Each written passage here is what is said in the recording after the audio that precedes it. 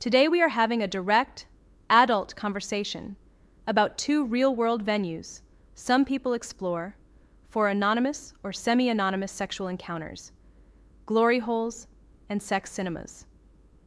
I am not here to glamorize or shame. I am here to explain what they are, the risks, and how to make safer, more respectful choices if you decide to participate. We will keep this grounded in consent, hygiene, harm reduction, and the law. By the end, you will know how these spaces typically work, what to bring, how to set boundaries, red flags to watch for, and safer alternatives. I am Dr. Emma Blake, urologist and men's health expert. And just a quick heads up. I have listed my recommended supplements for stronger erections and stamina in the comments below, and will explain why they are game changers at the end of the video. Now let's start. Let us start with definitions. A glory hole is usually a barrier between two adjacent private booths or rooms with an opening at about pelvic height that allows sexual contact without face-to-face interaction. These booths are often located in the arcade areas of adult bookstores or video stores.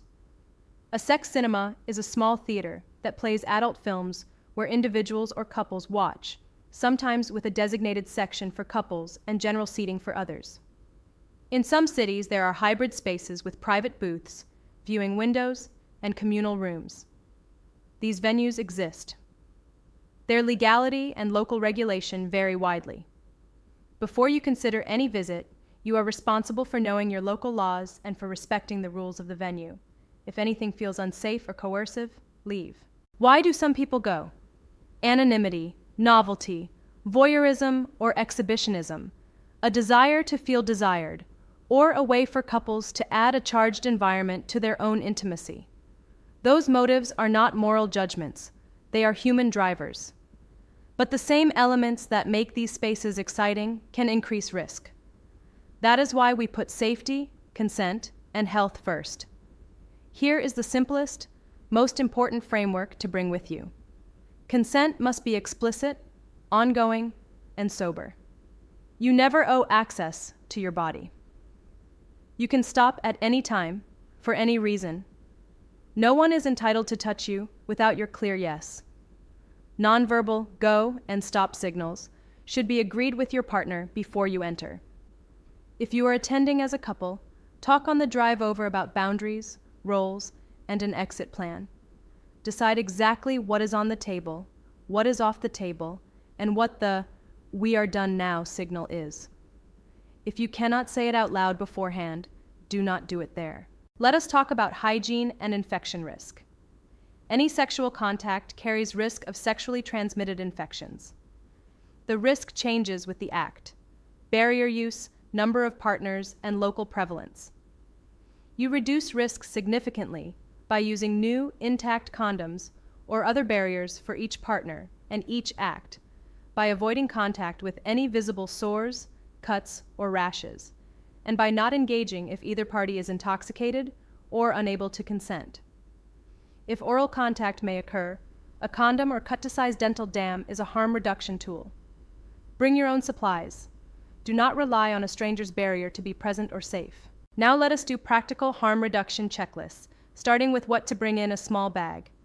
Several condoms in your preferred size and type. A small bottle of body-safe lubricant. Disinfectant wipes for high-touch surfaces. Tissues or paper towels. A discreet knee pad or small folded towel if kneeling may be part of your plan. A small hand sanitizer. A spare mask if that makes you more comfortable in shared indoor spaces. If you wear contact lenses, re-wetting drops. Keep your phone charged and on silent, and tell a trusted person where you are going and when you expect to be out. If you are uncomfortable carrying a bag, use a jacket with interior pockets. Before you enter a booth, pause. Look at the floor and seating. Wipe the seat, door handle, buttons, and any surface you might touch. If anything looks unclean, leave. In a booth with a panel or opening, you control whether that opening is covered or uncovered. If an unfamiliar body part appears without a barrier, do not feel pressured to engage. Offer a new condom or close the panel. You do not need to explain. For sex cinemas, expect a small theater with couches or rows, a screen, and a mix of solo attendees and couples. The venue may supply sheets for couches. Bring a spare in case. Sit where you feel you can exit easily. If someone approaches too closely, hold out your hand, palm forward, and say, "No thanks," calmly. Most venues have staff. If anyone ignores your boundary, stand, make eye contact with staff, and leave together. Your safety beats politeness. A word on anonymity. Some people find not seeing a partner's face exciting. Remember that anonymity cuts both ways. You do not know who is on the other side of a partition. That is why barriers, condoms, and exit control matter. Do not share personal information. Do not film or photograph anyone. Many venues ban phones for exactly this reason. Assume there are cameras in public areas for security. You are responsible for your privacy and for respecting others. Couples often ask how to approach this together. Here is a step-by-step conversation you can adapt. First, clarify why you are interested. Is it to be watched, to watch, to add a charged background while you are with each other, or to invite limited contact from others? Say it plainly. Second, define hard stops. For example, no one touches genitals without a barrier. No kissing with strangers. No penetration with strangers. No contact if anyone appears intoxicated.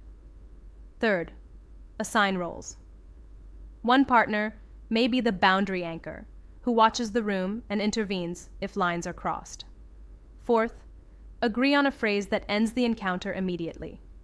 When either partner says that phrase, you both leave without debate. That preserves trust. Let us address common red flags. Anyone who persists after a no. Anyone who tries to remove a barrier. Anyone who appears underage or impaired. Any venue that looks unsanitary or chaotic. Any partner who pressures you to go beyond your stated limits. Any plan you cannot describe without euphemism. If a thought begins with, "We will just see what happens," pause and make a clearer plan. Now a few etiquette notes that keep everyone safer. Do not touch without a clear yes. Ask with your hands visible and your voice at a normal volume. Use simple language like, "May I stand here?" or "May I touch your shoulder?" or "No thank you." If you are watching, give space. If you are participating, use barriers and clean up after yourself. If staff speak to you, listen. If you attend as a couple, do not abandon your partner's signals because the room feels exciting. The room does not replace your relationship.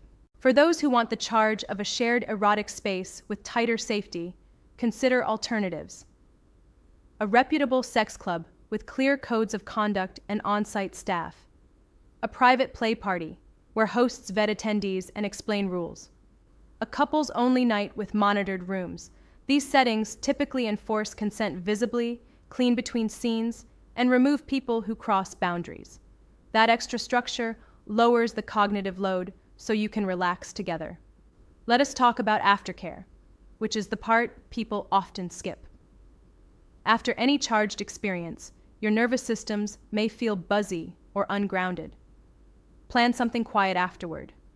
Water, food, a shower, a debrief on the drive home where you each share one thing you enjoyed, one thing that felt off, and one thing you would change. This is not about blame. It is how you integrate the experience and decide if there is a next time. I want to set expectations. The first visit is rarely the best. You are learning a layout, a rhythm, and how your body feels in a novel space. Nerves are normal. Your plan is to practice leaving when you want, practice saying no calmly, and practice keeping your agreements. If you do that, you will either decide it is not for you or you will return with more confidence and clearer boundaries. A brief word about health follow-up. If you engage in any unprotected contact, develop sores or discharge, notice pain with urination, or have a fever or rash after a new partner, get tested and treated promptly. Many clinics offer confidential screening and treatment. If you think you have been assaulted or filmed without consent, seek help immediately and consider reporting. Your safety matters more than embarrassment. Finally, here is a condensed toolkit you can replay before you go. Know your local laws and the venue rules. Agree on boundaries with your partner. Bring condoms, lubricant, wipes, tissues, and a kneeling pad if needed. Do not engage if anyone seems impaired. Use barriers for every act and every partner. Keep your exit easy. Say no clearly once, then leave if needed. Debrief afterward. If anything felt wrong, do not override that feeling. You get to change your mind. A brief note on 4 supports men ask about often, with links in the comments below. For a mild to moderate boost, choose organic watermelon extract rich in L-citrulline to support the nitric oxide pathway and healthy blood flow. For a much larger boost, use the Advanced Performance Blend that combines acarian, tonkat ali, fenugreek, nettle root, and citrulline to back circulation, stamina, libido, and urinary comfort. Add a testosterone support formula to complement sleep, strength training, protein intake, and weight management, so drive and energy remain consistent. Include a prostate comfort formula focused on better flow, fewer night trips, and more restful sleep. These can complement your practice, but they do not replace the fundamentals of sleep, movement, nutrition, and medical care when needed. Thank you for watching. Take care of yourself.